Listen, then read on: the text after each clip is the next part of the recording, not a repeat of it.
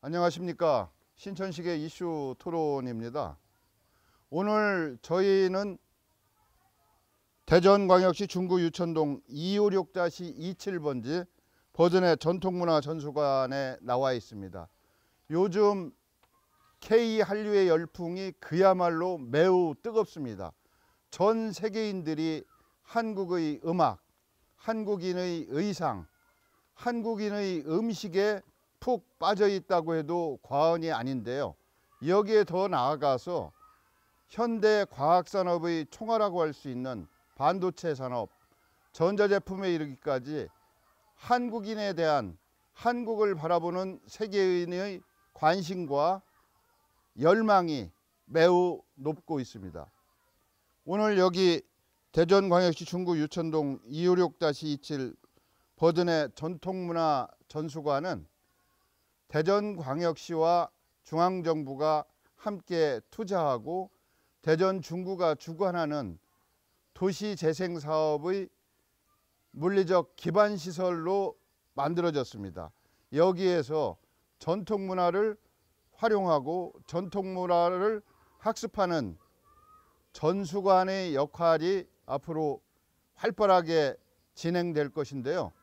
어떤 프로그램과 어떤 컨텐츠가 한국인의 전통문화를 뿌리내려서 현대적으로 재해석하고 적용이 가능할지, 어떻게 하면 한류의 열풍이 끊임없이 이어지고 확장, 발전할 것인지에 대해서 전문가분들과 함께 이야기 나누어보는 그런 시간 마련하고자 합니다. 오늘 나오신 분 소개하도록 하겠습니다. 오른쪽부터 자기소개 좀 한번 해주시죠. 네, 안녕하십니까. 저는 건양대학교의 김문준 교수입니다. 네, 안녕하세요. 양순춘입니다. 안녕하십니까. 저는 한국효문화진흥원 효문화연구단장 맡고 있는 김덕균입니다. 김 단장님은 평소에도 우리 전통문화에 대한 관심과 열정도 대단하시지만 전문가로서의 역량이 아주 빼어나신 분으로 이렇게 알려져 있는데요. 지금 효문화진흥원의 연구단장으로 재직하고 계신 걸로 알고 있는데 효문화진흥원의 기관 소개 좀 잠깐 해주시면 어떨까요? 예, 2017년도 보건복지부와 대전광역시가 함께 출연한 기관이 뿌리공원, 안영동에는 뿌리공원 내에 한국효문화진흥원으로 아주 아름답게 이렇게 설립되어서 현재 활발하게 활동하고 있습니다. 대전의 자랑이 뿌리박물관과 족보박물관이라면 한 박자 더 온전하게 갖춰지기 위해서 한국효문화진흥원이 들어선 것 상당한 의미가 있다고 생각합니다. 지금 신천식 박사님 전통문화 K한류와 더불어 함께 말씀 주시는데 그 가운데 하나가 한국인의 독특한 가족문화, 이것이 세계적인 어떻게 보면 설득력 있는 대단히 좋은 문화적 가치가 되지 않겠나. 또 거기에서 파생되는 컨텐츠, 현대를 살아가는 우리들에게 대단히 소중한 의미 있는, 값어치 있는 정신적 가치가 되지 않겠나 싶습니다. 김문준 교수님은 신천식의 이슈토론에는 처음 출연하시지만 그동안 다른 언론 매체에는 노출이 많이 되신 분이더라고요. 예, 그야말로 전통문화의 전도사 역할을 아주 훌륭하게 수행하고 계신 분인데요. 어떻습니까? 우리가 왜 전통문화에 관심을 갖고 전통문화의 중요성과 가치를 인정하고 이걸 공부하고 활용할 수 있어야 되는지 말씀을 좀 해주신다면. 저는 이제 두 가지 측면에서 그런 소중함이 있다고 생각하는데요.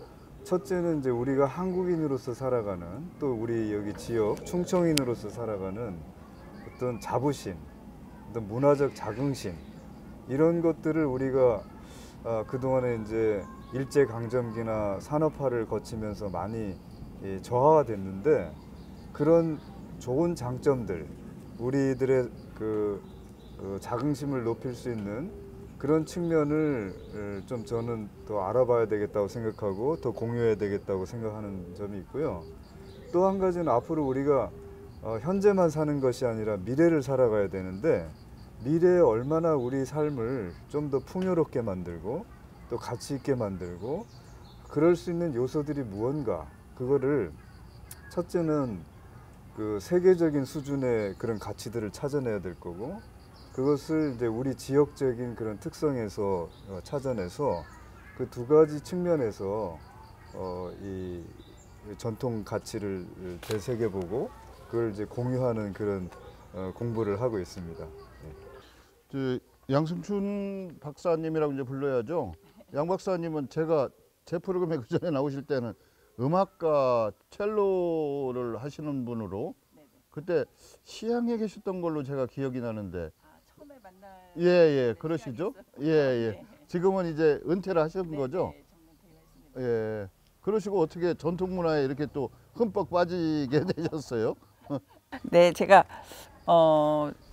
퇴직을 하기 전에 사회 나와서 무엇을 할 것인가 고민하다가 우연히 효학 공부를 하는 곳이 있다고 그래서 그곳을 이제 관심 있게 보다가 공부를 하게 됐습니다. 그래서 박사학위를 받고 저는 이제 음악을 계속 어렸을 때부터 해왔기 때문에 태교를 통해서 태교 음악을 통해서 어떻게 저 아이들이나 또 후세들에게 효인성을 전해줄 수 있을까에 대한 이제 그런 논문을 쓰면서 공부를 하다 보니까 태교에 많은 이제 관심을 갖고 그것을 계속 연구하고 있습니다. 지금 K 한류 열풍이 거의 세계를 주도하고 있다. 뭐 얼마나 갈지는 모르겠어요. 이제 저 열풍이라는 의미 속에는 내심 얼마 안 갈 것이다라는 그런 부정적인 생각도 아마 포함되어 있는 것 같아요.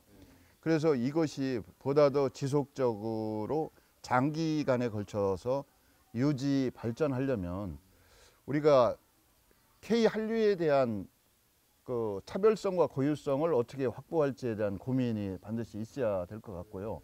뿌리를 찾는다고 하면 전통문화 속에서 그 K 한류의 뿌리를 찾을 수가 있을 것 같아요. 그렇다고 한다면 저희가 흔히 전통문화 이렇게 얘기는 하는데 너무 좀 비상적으로만 알고 있어서 이게 실제 구체적으로 와 닿지는 못하거든요. 뭐 교수님이 죄송하지만 전통문화에 대한 해석 좀 해주시면 어떨까요? 뭐 굉장히 그 어려운 얘기고 또 굉장히 포괄적인 얘기라 뭐 이렇게 쉽게 짧은 시간 동안 얘기를 제대로 할 수 있을지 모르겠습니다. 저는 전통 문화라고 하는 거는 어느 나라든 어느 민족이든 그 수백 년 혹은 수천 년 동안 쌓아온 슬기의 결합체다. 그런 결정이다. 그럼 이제 한류의 어떤 뭐 이 전통이라고 한다면 결국 우리 민족이 수백 년간 혹은 수천 년간 쌓아왔던 어떤 슬기의 어떤 집합체가 아닐까 생각해요. 그것이 이제 일단 어떤 정신 문화든 생활 문화든 이 전부 다 이제 포함된 거라고 볼 수 있는데 저는 K-팝 또는 K 뭐 드라마나 거기에 전반적으로 저는 느껴지는 것이 이게 이제 서양 사람들이든 이 남미 사람들이든 느껴지는 것은 아마 인정 문화가 깔려져 있기 때문이 아닌가. 그것은 이제 한국 사회가 전통적으로 수천 년 동안 그 농업 문화에 기초한 어떤 공동체 생활 문화 이것이 이제 가족이 중심이 되든 지역 사회가 중심이 되든 여러 가지 형태의 공동체 문화가 있는데 이게 상당히 좀 발달이 돼 있는 편이고 잘 아시다시피 이제 한국의 중세 이제 예학이라는 거 또는 뭐 두레라든지 향약이라든지 뭐 이런 게 너무나 많이 발달되어 있는 거라고 한다면 그런 것 속에서 한국 사람들은 서로 간에 살아가는 상호 간에 살아가는 어떤 인정과 어떤 상호 존중 이런 것들이 아주 수백 년간 수천 년간 쌓아온 결과가 이렇게 노래라든지 드라마라든지 영화라든지 부지불식간에 우리의 모습이 그냥 담겨져 있는 거고 그걸 다른 나라 사람들이 오히려 발견해서 이렇게 좋네? 이렇게 좋구나. 이런 것을 느끼는 게 아닌가 싶어요. 그래서 저는 한국의 전통 문화는 사람들 간에 서로 살아가는 그런 공동의 생활 문화, 생활 정신 이런 것들이 기반이지 않을까 저는 그렇게 생각합니다. 그 이제 요즘 젊은이들을 뭐 X세대, Z세대, 요즘은 MZ세대라고 해서 이분들이 어떤 생각을 하는지 또 어떤 생각 속에서 어떤 행동을 하는지가 사실은 궁금하거든요. 세대 갈등의 원인도 되기도 하고 때로는 이분들의 에너지를 좋은 쪽으로 활용할 수 있는 그런 방편이 될 수도 있다. 근데 아직은 모호해요, 그런 부분도. 근데 또 중요한 게 특히 젊은 세대 중심으로 해서 우리 전통에 대한 무시나 폄하 뭐 이런 것이 상당히 보편적으로 일반적으로 확산되고 있어요.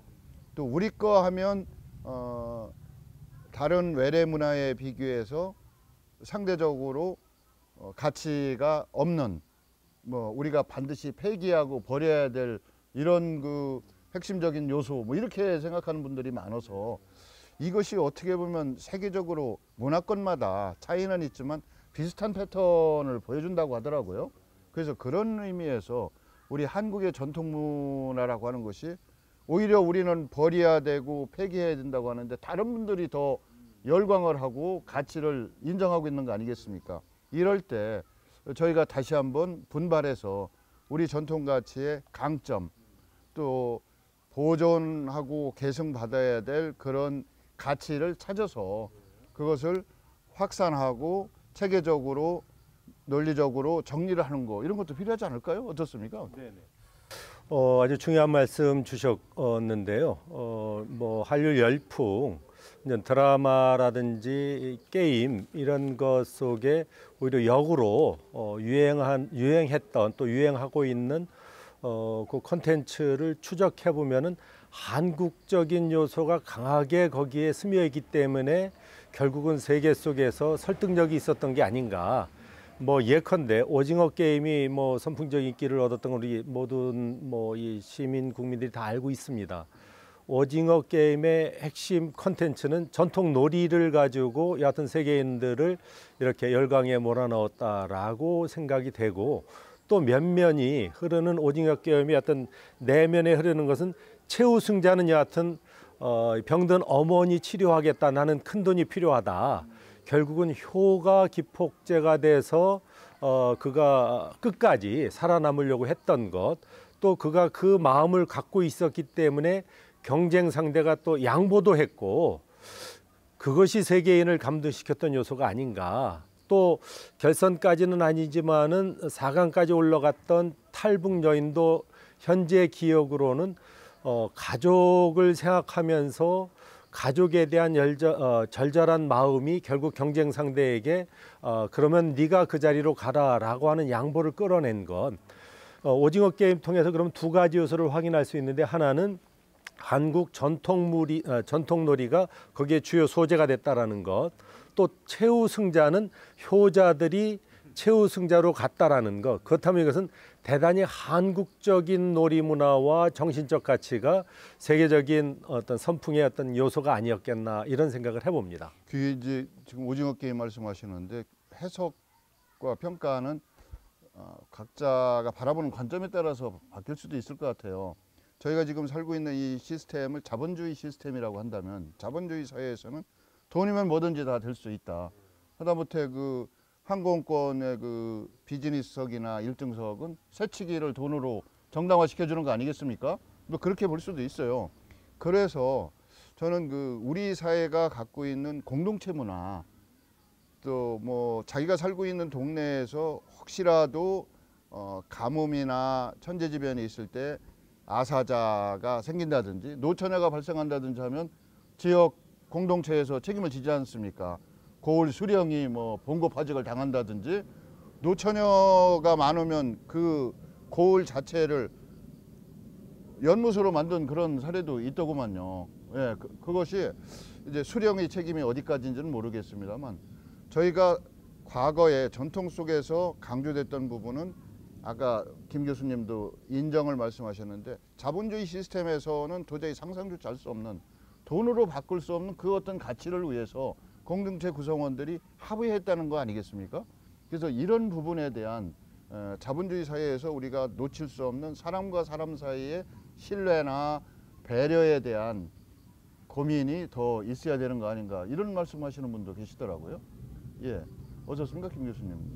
지금 뭐 아마 지금 우리 지금 같이 넷이 얘기하는 얘기가 다 같은 베이스에서 예. 얘기를 하는 것 같습니다.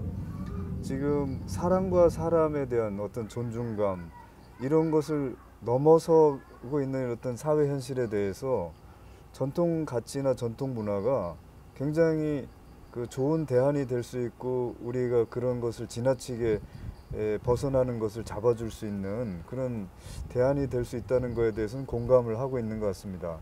저희들도 다 같이 똑같이 그런 가치에 대해서 지금 주목을 하는 거고 그건 우리 한국 사람들뿐만 아니라 전 세계 사람들이 공감하는 보편적인 그런 어떤 희망, 어떤 미래, 어떤 꿈 그런 것들이 다 그런 내용들을 담고 있는 게 아닌가 싶습니다.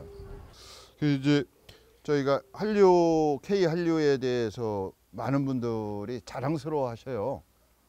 저희가 그 뭐 익숙하지 않다고는 해도 방탄소년단 노래 같은 경우 이게 그 빌보드 차트 뭐 몇 위를 뭐 몇 주 동안 유지했다든지 이런 걸 보면 그 방탄소년단이 어느 날 하늘에서 갑자기 뚝 떨어진 건 아니고 우리 전통 속에서 우리 문화 속에서 배양되고 학습되고 그 안에서 연말을 통해서 탄생한 거 아니겠습니까?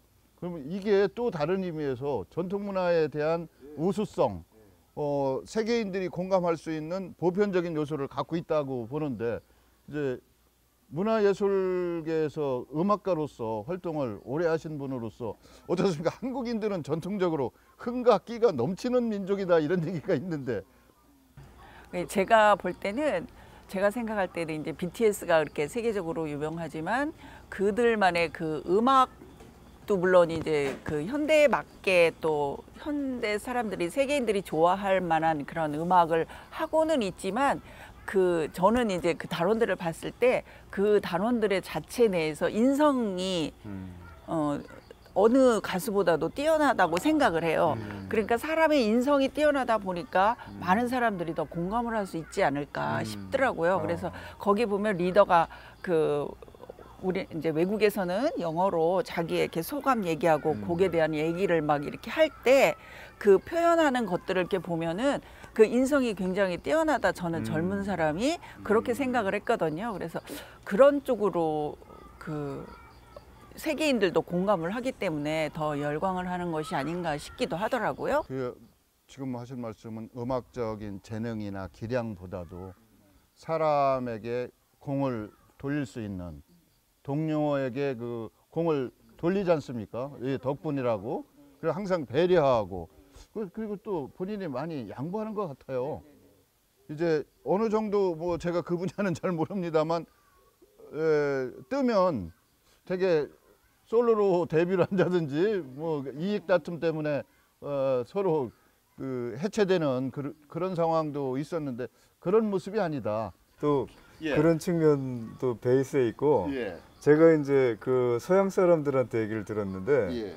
애들이 다른 가수들에게 빠지면 싫대요. 가사 내용이 너무 폭력적이고 또 굉장히 그 고립을 자초하고 또 자해적이고 네. 또 감성적으로 너무 이제 예민하고 뭐 이런 가사들이나 멜로적인 곡조 이런 게 있는데 BTS에 빠져들면 부모들이 그렇게 좋아한답니다. 지금 말씀하신 대로 그 단원들 간의 어떤 인간적인 관계도 그렇고 가사 내용이 네, 그렇죠. 너무나 좋고 그래서 그 BTS를 좋아하는 애들이 지방에 있다가 거실로 나와서 부모랑 얘기를 하고 밖에 나와서 친구들이랑 어울린답니다. 그래서 BTS를 좋아하면 부모들이 비행기표 사다 주고 가라고.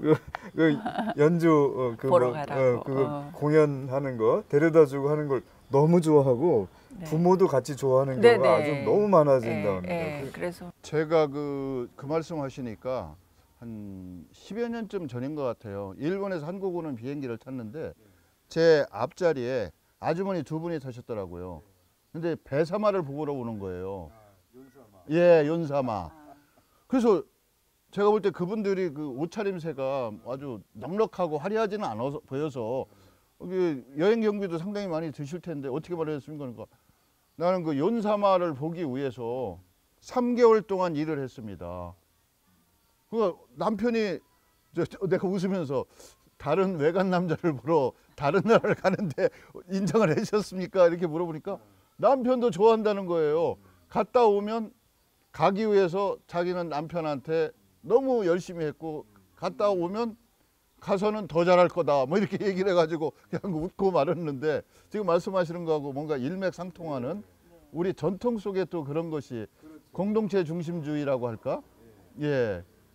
그 말씀 주신 것을 우리 옛날부터 많이 써오던 좀 성어로 이야기하면 가화만사성이 아닐까라는 생각이 든 게 이때 말하는 가짜는 그냥 한 가족만이 아닌 공동체 중심의 공동체가 화목하면 만사가 형통하다, 만사가 잘 이루어진다라고 하는 그러니까 우리가 이제 서구화되면서 개인주의 문화가 팽배해지면서 아까 우리 신 박사님 염려하시면서 동시에 뭔가 한국적 그 콘텐츠에는 다름이 있다라고 하는데 아무리 우리가 현대화됐다 하더라도 그 현대화된 그 중심에는 개인이 아닌 공동체가 우선하는 한국 문화가 결국은 세계에 엄청난 어필할 수 있는 문화를 우리가 제공하고 있는 게 아닌가.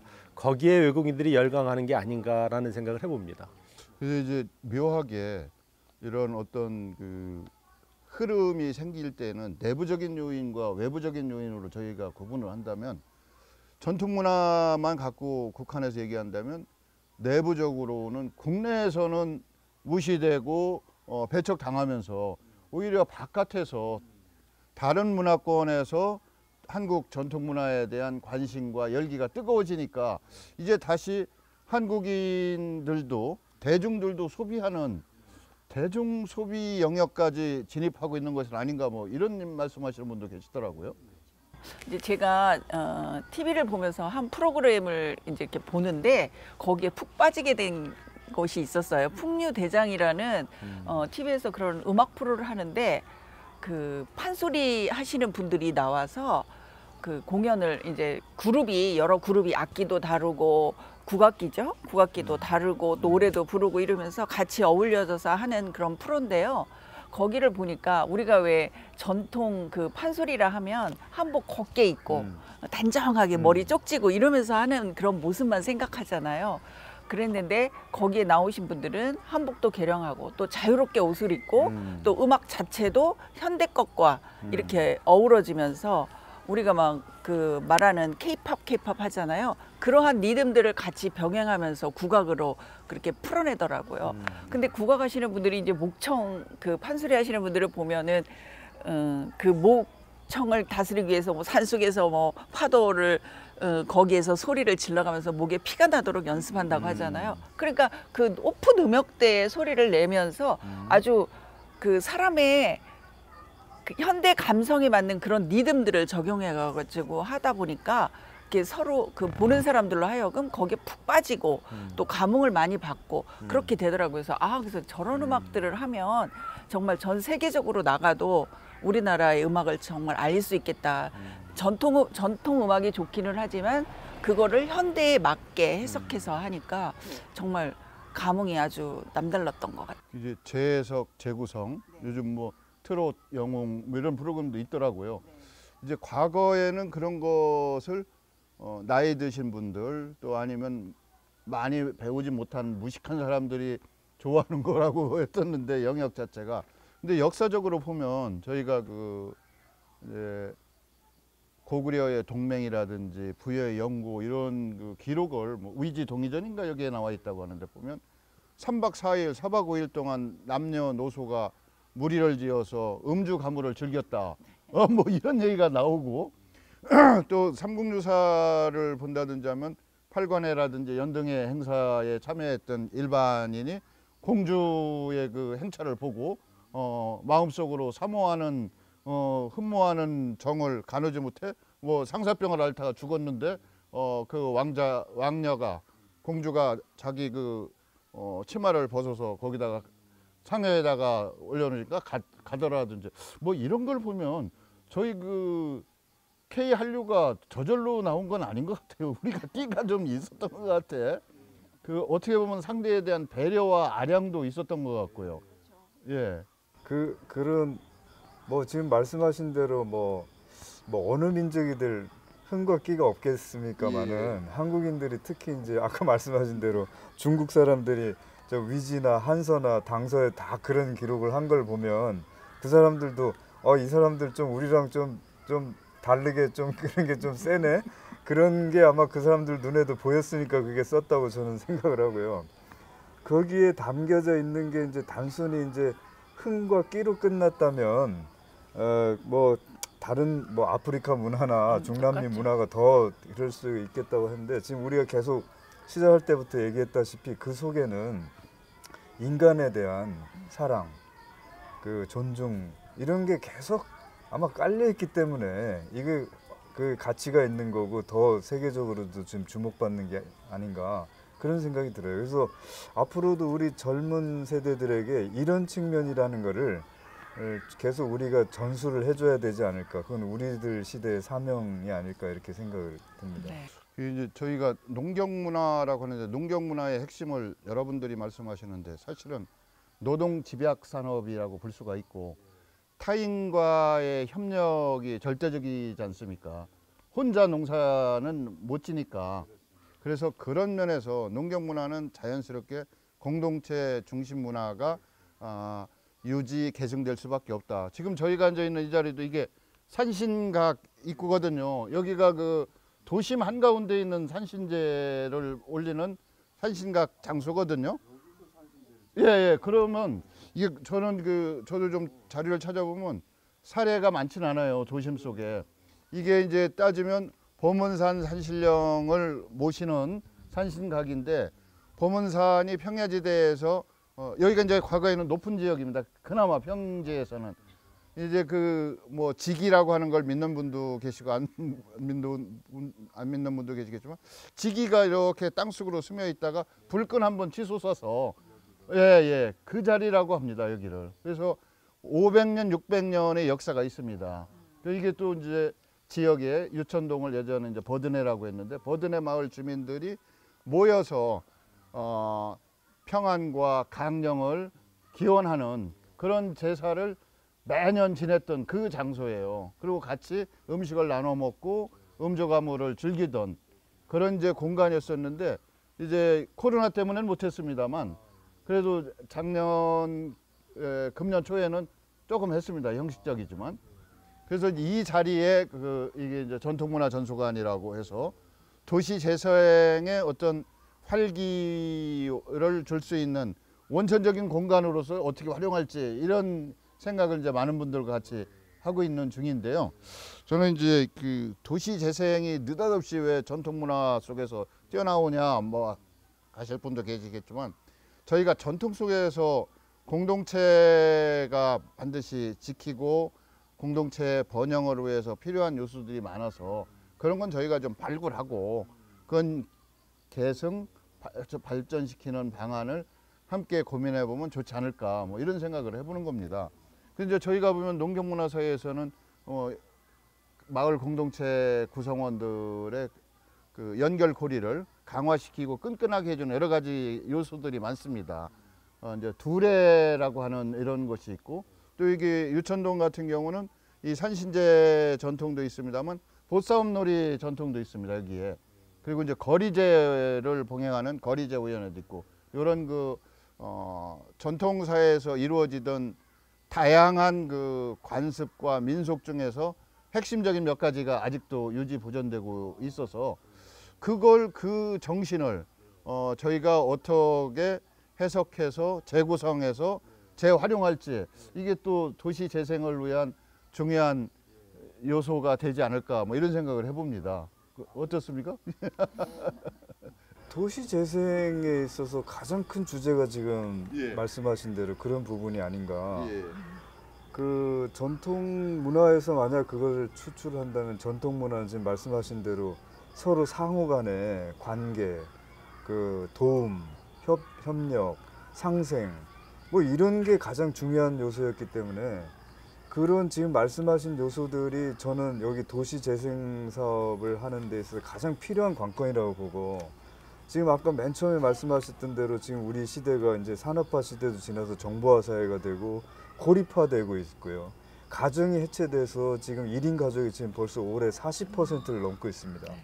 그럼 도시가 도시의 기능을 하려면 서로 간에 유대 관계가 있어야 되고 상호 부조의 관계가 사실은 가장 핵심적인 요소인데, 지금 말씀하신 대로 전통적인 문화에서 그런 것들을 우리가 추출해서 여기 지역에 있는 분들이 같이 그런 문화를 향유하고 또 상호 관심을 가지고 그 다른 사람의 생활에 대해서도 같이 협력할 수 있는 분위기를 만들어낼 수 있다면 아마 대성공이 되지 않을까요? 그건 어느 지역에서는 아마 바라고 있는 일일 거고, 우리 센터에서도 그런 일에 주력을 하시면 좋을 것 같습니다. 도시 재생하시면서 전통 문화를 어떻게 활용하고 또 그것이 가치 있게 시민들 그 마음에 와닿는 쪽으로 가느냐라는 쪽에 어떤 그 고민을 하고 계신 것 같아서, 제가 다른 지역에서 비슷한 사례가 있어서 그냥 그 사례 들은 게 있어서 좀 소개한다면은, 그 안동 쪽에 예던길이라고 한번 신문에 대서특필된 적이 있습니다. 농암 이연보 선생과 태계 선생님이 아마도 그 낙동강길을 좀 산책했던 길이다라고 해서 그 길을 복원하자 시에 제안을 했더니, 시는 뭐 쌍수를 들고 환영하면서 합시다, 뭐 적극적으로 예산 반영하면서 계획을 세웠던 것 같습니다. 처음 제안한 분에게 그 계획서를 갖고 왔을 때 이 그 안동대학 교수님이신데 그 계획서 집어 던졌답니다. 이유는 간단합니다. 재생 복원을 이렇게 새로운 건축물 또 새로운 시설물 세우는 쪽으로 세웠다라는 겁니다. 요 지점에는 화장실, 요 지점에는 휴게실, 요 지점에는 식당, 요 집에는 카페, 이런 식으로 집어 던졌다라는 겁니다. 복원은 있는 상태 그대로가 복원이다. 혹 그 이후에 훼손된 것이 있다면은 그것을 오히려 없애고 그냥 흙길, 이 자갈길, 강변길 그대로 복원하는 게 재생이다. 결국 예던길 저도 그 위에 가봤는데 그렇게 했더라고요. 유천동이 만약에 도시 재생을 이야기하면서 여기에 새로운 건물 자꾸만 들어서는 것, 재개발이 재생이 아닌 전통적 가치를 살려가면서 이렇게 한옥 구조물 들어서면서 그 옛날 이 유천동은 어떤 모습을 하고 있을까라고 하는 것을 시민들에게 알려주는 것, 원형 복구하는 것이 하나의 어떤 재생의 어떤 목표가 돼야 좀 더 설득력 있지 않겠나. 우리가 전통적 정신적 가치를 이야기하면서 물론 편리함을 추구합니다만 조금은 불편하더라도 값어치 있는데 좀 더 우리의 관심을 좀 둔다면은 이 유천동에서 하는 윤 박사님 또 중구청과 대전시가 이렇게 정부 지원 사업으로 하는 이 재생 사업은 그래도 좀 더 성공적으로 뿌리 있게 그 의미를 찾아갈 수 있지 않겠나라는 생각을 해봅니다. 근데 이제 이런 사업이 도시재생 사업도 마찬가지고 모든 사업이 그게 주도를 민간이 하든 공공이 하든 아니면 민간 협력 사업을 하든 간에 이제 저는 두 가지가 결정적인 요소가 있다고 생각해요. 하나는 확장성이거든요. 이 동네 사람들만 갖고 도시 재생이 될 수가 없어요. 외부 사람들이 올 수 있는 확장성이 있어야 되고, 또 하나는 이제 수용성이라고 생각이 됩니다. 이 도시 재생의 방향성에 대해서는 많은 분들이 동의하고 공감해야지 이 도시 재생이라고 하는 것이 이루어질 수 있다는 생각을 하거든요. 그래서 확장성과 수용성을 어떻게 어우러지게 할 것인지가 이제 고민인데, 지금 그 말씀하시니까 저희가 그 근현대사에서는 뭐 그분이 어떤 모습으로 비춰질지 모르지만 지역에서 유력한 그 유림의 어르신이 계세요. 오암 송시열이 바로 그분이라고 생각이 되는데, 또 지역에 그 오암 그 은진송 씨들이 새거지인 것 같아요. 많이 살고 있습니다. 그래서 회덕송 씨라고도 하고 그러거든요. 그래서 그분의 흔적 중에 이제 그분이 논산에 가서 광산김 씨 쪽 그 문인들과 교류하면서 학문을 배웠다고 하더라고요. 그래서 이제 그분이 회덕에서 논산을 가려면 여기 보문산을 쳐다보고 지나갔을 거라고요. 근데 이제 보문산 형태가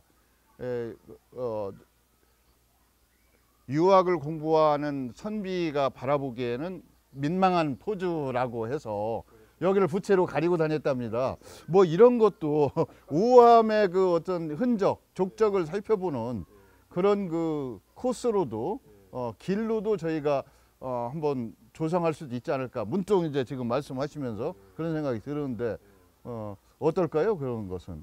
그 중간에 참고로 예. 그래서 제가 있는 한국효문화진흥원에서 보문산 둘레길이 현재 잘 돼 있더라고요. 그 저도 한번 걸어 보면서 단순히 그냥 걷기만 하지 말고 요것과 관련된 주변 반경 한 2-3km 이내에 문화유적이 있거나 또 전해 내려오는 전설이 있다면은 시민들에게 그 읽을 거리, 볼 거리를 제공해 주는 것도 의미 있겠다. 그런 생각이 들어서 저희도 개발하고 있는데 아무튼 말씀하신 우암 선생님이 보문산 이렇게 네. 또 나름대로 뭐 다른 본인만의 생각을 갖고 그 좀 특수한 행동을 하셨다면은 아주 재미난 이야기이고 주변의 그러한 스토리를 적어도 우리가 알고 또 보문산을 바라보는 것은 다르지 않나라는 생각을 해봅니다. 저는 그래서 그 스토리텔링이라고 하는 것이 반드시 필요하거든요. 예. 그러면 이제 이럴 때 스토리텔링 플러스 의미를 어떻게 저희가 부여하고 해석할지가 또 필요하지 않겠습니까? 이제 음악이라고 하는 것도 어떻게 보면 저는 가장 본능적인 언어라고 생각이 돼서 음악적인 요소도 가미가 돼야 될 테고 또 그런 것을 전체적으로 종합적으로 취합할 수 있는 그런 역량 있는 우리 김문준 교수님 이런 분들도 아이디어를 좀 주셔야 되지 않을까 싶어요. 저는 우암 선생님 나와서 굉장히 반가운데 예. 제가 박사학위 논문이 우암 송시현 선생님 철학사상이거든요. 몰랐습니다. 그래서 그분을 주제로 해서 회덕서부터 연산까지 그 어떤 탐방길이랄까 뭐 둘레길이랄까 만든다면 뭐 정말 쌍수를 들고 환영하는 바입니다만은 뭐 그분이 그렇게 간 거는 이제 스승님을 찾아간 길인데 이제 그것도 굉장히 중요한 어떤 테마가 될 수 있겠죠. 뭐 일설에 의하면 스승님께 갖다 드리려고 떡을 했는데 그거 안 씻게 하려고 쉬지도 않고 그 맨니길인가요? 그 회덕서 연산까지 한 80리 되나요? 그걸 그냥 쉬지 않고 갔다니까. 그런 것도 굉장히 그러면 80리를 이걸 둘레길 만드시려면 이거 보통이 아닐 것 같습니다. 이것도 저기 산도 아니고 이거 도심지를 그러니까.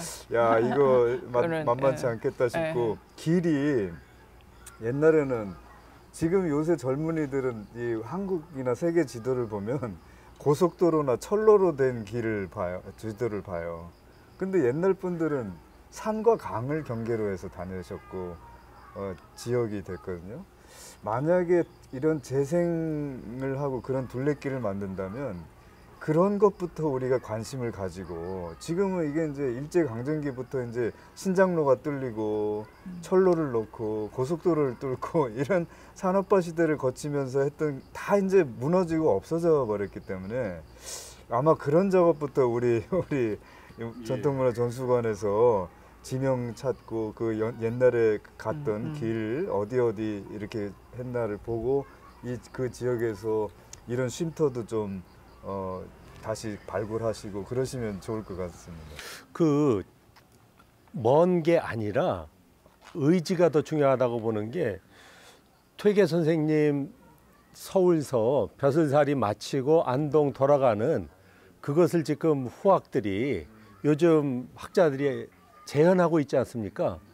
그러면 우암 선생님도 연산까지 논산까지 그 길을 의미 있게 다니셨다면은 그것은 시범적으로 우리 신 박사님 먼저 이렇게 십자가 이 깃발 들으시면은 저희도 같이 팀을 짜서 한번 시범적으로 뭐 타이틀이야 좀 의미 있게 뭐 스승님 찾아가는 길이라면 뭐 스승의 길 제자의 길 뭐 이런 식의 타이틀 걸고 좀 보람 있게 의미 있게 사업으로 한번 해볼 수 있지 않겠나. 또 말씀 주신 대로 강 따라 산 따라 갔다면은 굳이 요즘 도로 따라갈 필요 없지 않겠나. 복원을 우리 머릿속에 충분히 당시 어느 길을 갔는지 대략 우리가 복원할 수 있을 거라고 생각합니다. 그래서 우리도 한번 이것을 한번 시범적으로 해보고 나중에 좀 더 시민 참여가 될 수 있도록 대중화하는 것도 프로그램으로 해봄직하지 않겠나 싶습니다. 이제 그 말씀하시니까 충청도 선비라는 얘기를 저희가 그냥 거부감 없이 쓰고 있어요. 근데 실체가 충청도 선비, 그럼 선비 정신이 뭐야? 충청도 선비의 원형은 뭐야? 우리가 뭘 보고 충청도 선비라고 불러야 돼? 이거 가면 좀 애매하거든요. 아, 그렇습니까? 그래서 그래서 저희는 이제 선비정신이라고 하는 것을 대전의 미래까지도 포용할 수 있도록 뭐냐 선비정신이 저는 이웃과 공동체에 대한 책임감, 책임정신이 있는 것이 선비정신의 한 요소가 되지 않을까 뭐 이런 생각을 해서 대전의 미래가 암담하다고 얘기하거든요. 인구가 154만에서 145만 정도로 한 10만 정도가 최근에 빠졌어요. 그리고 앞으로 인구가 더 과거처럼 150만 이상이 된다고 희망은 하지만 실제 실현 가능성 여부에 대해서는 회의적인 분들이 많거든요. 이럴 때 미래 세대까지도 포용할 수 있는 선비정신을 조금 개념을 확장해서 과학자들까지도 선비로 저희가 포용을 한다면 포함을 시킨다고 하면 더 큰 의미의 그 대전정신, 과학도시 대전의 뿌리를 전통문화 속에서 찾을 수 있지 않을까 뭐 이런 생각을 좀 해봅니다. 그냥 조서 없이. 웃자고 예. 쉽다고 말씀드렸지만은 그 이제 선비정신이라고 하면 여러 의미를 담을 수 있겠는데 저는 이제 책 속에 이렇게 있는 것들을 보면 예의 염치라고 요약할 수 있다. 예의 염치. 예는 사양하는 마음이고 네. 의는 정직한 마음, 고든 마음이고 염은 깨끗한 마음, 치는 그렇게 못했을 때 부끄러워하는 마음. 이건 인간의 정서로서 우리 전통 문화 속에서 정말 수백 년 동안 갖춰져 있는 거고 저는 유교가 들어와서 그랬다고 생각하지 않아요. 수천 년 동안 해왔는데 유교가 들어왔는데 그런 얘기를 하니까 좋아하는 게 아닌가. 효 정신도 비슷해요. 제가 볼 때는 효 정신이 유교나 불교가 들어와서 그런 게 아니고 원래 그런 정신이 있었는데 불교에서도 그런 얘기를 하고 유교에서도 그런 얘기를 해서 좋아하는 게 아닌가 저는 그런 생각이 들어요. 의미를 발견해 준 거죠. 예, 우리가 좋아하는 얘기를 다시 하는 거죠. 그래서 한국의 선비 문화가 예의 염치라고 한다면 지금 우리가 시작할 때부터 늘 지금 계속 똑같은 얘기를 하고 있는데 그것은 결국엔 자신의 인격을 높이고 다른 사람들에 대해서 그런 인간적인 존중을 하는 그래서 서로 격이 높아지는 거를 갖고 있다고 저는 생각을 해요. 이것은 세계 문화에 어디에 내놔도 정말로 그 소중한 거고 자긍심 있는 얘기거든요. 지금 센터장님 말씀하신 대로 그걸 우리가 너무나 산업화하는 과정에서 잘 모르고 함부로 대했기 때문에 정말 별거 아닌 것처럼 생각하지만 우리가 이렇게 빨리 경제 성장을 하는데도 저는 그게 크게 한몫했다고 생각해요. 아까 말씀하신 대로 가족에 대한 헌신, 지역에 대한 어떤 공감, 내 공동체 의식 그런 것들이 다 이런 거에 바탕이 된 거고 저는 이런 선비 정신은 그냥 단순히 유교 문화의 정신이라고 생각하지 않고요. 인류가 다 같이 공감할 수 있는 격조 높은 그런 정신 세계를 말하고 있는 거고 이것이 과학하고도 상충될 일이 전혀 없고 또 이 지역 발전을 위해서도 다 같이 공감할 수 있는 거지 전통적이고 과거적인 것에 머물러 있을 만한 그런 것이 아니다. 그래서 오늘날에도 당연히 이게 쓸모가 있는 거고 우리들의 생활을 보다 더 증진시킬 수 있는 그런 가치가 있는 거고 이런 우리 이제 센터장님이 하시는 일처럼 이런 일들이 계속 활성화돼서 우리들뿐만 아니라 우리 후손들도 이걸 잘 이해하고 같이 참여할 수 있는 장을 만들어가는 것. 그러면 이것이 이제 지역 발전에도 관여가 되고 인구 감소에도 이것이 중지할 수 있게 하는 그런 요소들이 되지 않을까 이런 생각이 듭니다. 저도 좀 덧붙이자면은 어차피 이 사회가 이제 유교 문화 또 한국 정신 본래의 가치 예의 염치라는 것이 우리에게 중요한 대인 관계 속에서 이 윤리라면은 우리 전통 문화의 어떤 요소 가운데에서 사실 오늘날 맞진 않아도 충분히 응용 가능한 것들은 응용해서 활용하는 것 이게 바로 이제 도시 재생이자 전통문화 재생이 아닐까라는 생각이 드는 게 얼마 전 국악하시는 분이 심청전을 좀 현대적으로 새롭게 각색했으면 좋겠다라고 해서 옛날 버전을 갖고 오셨기에 제가 그 각본에 이런 내용을 넣습니다.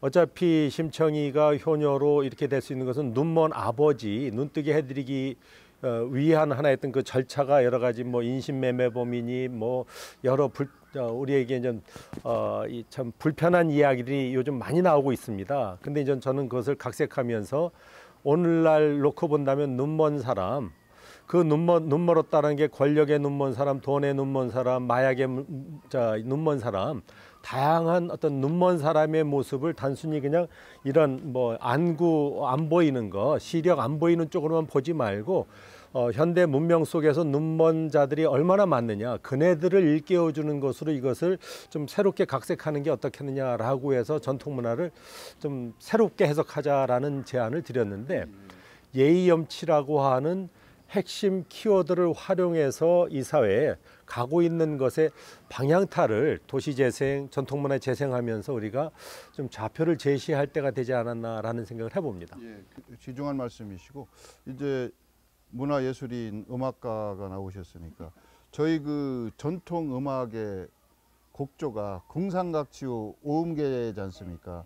그러니까 이제 오음계가 주는 편안함이나 안정감 같은 게 있어요. 제가 음악에 대해서는 뭐 음치라고 남들도 얘기하고 저도 그렇게 인정을 하고 있는데, 그래도 우리 그 전통 음악을 뭐 나이가 들어서 그렇다고 할 수도 있지만 이제 편안하고 뭔가 좀 안정감이 생겨요. 그런 걸 보면 저희가 물론 서양 음악이 갖고 있는 장점도 있겠지만 우리 전통 음악에 대한 매력이 그런 데서 찾을 수 있지 않을까, 뭐 이런 생각도 해보거든요. 저희가 전통하면 젊은 사람들은 미신이다, 막 이렇게 생각하잖아요. 예. 그래서 막 진절머리를 내기도 하고, 또 그래서 이제 그런데 오늘날 현실을 보면은 또 사회가 또 되게 무섭고 험악하게 변해가서 오죽하면 인성교육진흥법이 생겼겠습니까? 그래서 저는 이제 이렇게 두 선생님들께서 이렇게 말씀하시는 걸 듣고, 그래, 그러면은 저는 이제 어머니의 입장에서, 아이들 가르치는 입장에서 보면 아이들에게 이 전통을 가르치기 위해서 전통 옛날 방식을 그대로 전해주는 것이 아니라 여기에다가 인성이라는 그거를 합상해서 어머님들한테 이렇게 전해주면 어떨까? 인성교육이다. 전통교육은 곧 인성교육이다. 이래가지고 현대에 맞게 했으면 좋겠고요. 한 가지 더 이제 뭐 음악적으로는 전통 음악을 들으면 물론 마음이 이렇게 편안하고 그런 감은 있지만 젊은 사람들은 또 거기에 지루함을 또 느끼기도 해요. 예, 그래서 이제 전통이라 그래서 옛날 것도 물론 중요하지만 그것을 현대 제 심청전을 그 내용을 바꾸듯이 음악도 현대에 맞게 현대 사람들이 좋아할 수 있는 그러한 리듬으로 이제 고쳐서, 그 요즘에는 또 그런 음악들을 다 이렇게 바꿔서 연주하시는 분들이 많더라고요. 프로그램 보면 판소리 네네네. 명인이 나와서 트로트하니까 또 네, 나름 재해석을 그렇죠. 해서 네네네. 그래서 새롭게 수용이 되는 것 같더라고요. 네, 판소리 하시는 분들도 이렇게 다 그 예. 대중음악도 예. 이제 하면서 바꿔서 그렇게들 하시더라고요. 그런데 이제 저는 또 한 가지 또 이제 궁금했던 게, 유천동 하면 이제 제가 이 길도 많이 산책을 다녀봤거든요. 그렇게 점집들이 많아요. 네. 그만큼 기운이 좋다는 겁니다. 예, 그래서 이제 그렇게 저는 해석이 가능합니다. 그런 해석도 물론 좋지만 여기를 이제 도시재생 하시는 그런 목적에서 보면 젊은 사람들이 이 길을 이렇게 다닐 때 그런 점집들이 많은 거를 보면 또 어떤 생각이 들까. 그래서 저는 이제 그렇게 되다 보니까 이 유천동이 굉장히 낙후됐다라는. 그러니까 이제 그 말씀도 중요하고 또 다른 양면성이 있다고 생각하거든요. 다의적으로 해석이 가능한데, 이제 요즘 젊은이들이 자기 고민을 누구한테 얘기할 데가 없어요. 들어주는 사람. 근데 이런 점집이라고 하는 것은 어떤 특정인한테 5분이면 5분, 10분이면 10분 동안 집중해서 얘기를 들어주고 해답을 내줍니다. 그게 완벽한 해답이 될지 안 될지. 그래서 타로 점집이나 이런 것이 왜 지하상가에 가보면 성업증이잖아요. 그래서 여기를 그 심리 상담이나 정서 치유할 수 있는 그런 메카로 만들면 어떨까, 이런 생각도 좀 하고 있습니다. 그거를 이제 예. 여기저기 분산하는 게 아니라 그러한 구역을 만들면 어때요? 이미 여기가 그런 구역이 돼가지고 100군데가 넘더라고요. 이걸 또 다른 의미로 또 해석이 가능할 것 같아서 시간도 다 됐고, 이제 여기 저희가 있는 데가 대전광역시 중구 유천동 256-27번지입니다. 유천동 전통문화전수관이 바로 여기이고 여기 이제 핵심적인 구성 요소라고 할 수 있는 산신각이 여기 또 있습니다. 현신제가 여기서 봉행이 되고 있는데요. 앞으로 도시재생이라고 하는 그 주제하고 뭐 관련 있는 이런 말씀하셔도 좋고 전통문화의 그 현대적 재해석과 역할 뭐 이것이 어떤 방향으로 진행되는 것이 바람직하다. 이게 짧게 한 30초 이내에 말씀하시고 마무리하는 걸로 하겠습니다. 우선 단장님부터 말씀해 주십니다. 역사는 주어진 역사도 있고 만들어가는 역사도 있다고 생각합니다. 전통도 주어진 전통이 있고 우리가 만들어가는 전통이 있다고 생각합니다. 주민들이 피부로 와닿지 않는 놀이문화, 그것은 사상루가 오래가지 못할 것 같습니다. 주민들과 호흡할 수 있는 전통 속에서 적어도 꾸준히 뿌리 깊게 내려온 전통놀이를 이 사회 속에 함께 실현하면서 한국인의 흥, 끼를 극대화시키면서 행복한 우리 이 시민 또 대한민국 만드는데 우리가 뜻을 모아야 되지 않겠나 싶습니다. 네, 양 박사님. 이 전통문화 전수관은 대전뿐만 아니라 각 지역에 다 있더라고요. 거기에서 이제 행하는 그런 것들을 이렇게 찾아보니까 많은 그런 프로그램들이 다양하게 있는데 대전에 이제 유천동에 생겼으니까 지역민뿐만 아니라 대전 나아가서는 전 국민들이 한 번씩 와서 그 체험할 수 있는 좋은 공간으로 발전시켰으면 좋겠습니다. 그 프로그램도 현대에 맞는 프로그램으로 아이들, 어린애, 유아들부터 어른들까지 다 와서 체험할 수 있는 그런 공간이 되었으면 좋겠습니다. 예, 교수님. 예.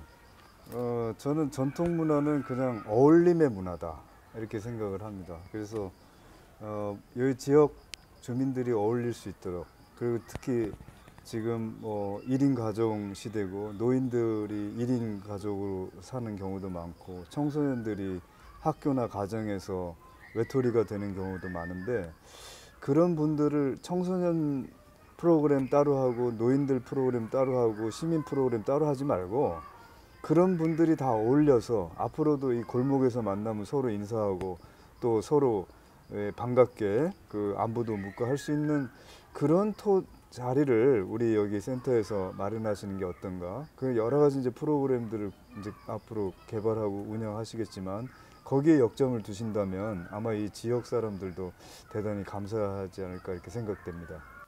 예, 잘 보셨습니까?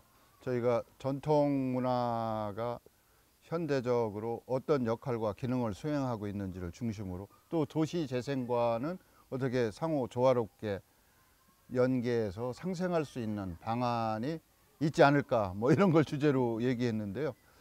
전통이라고 하는 거로부터 누구도 자유로울 수는 없습니다.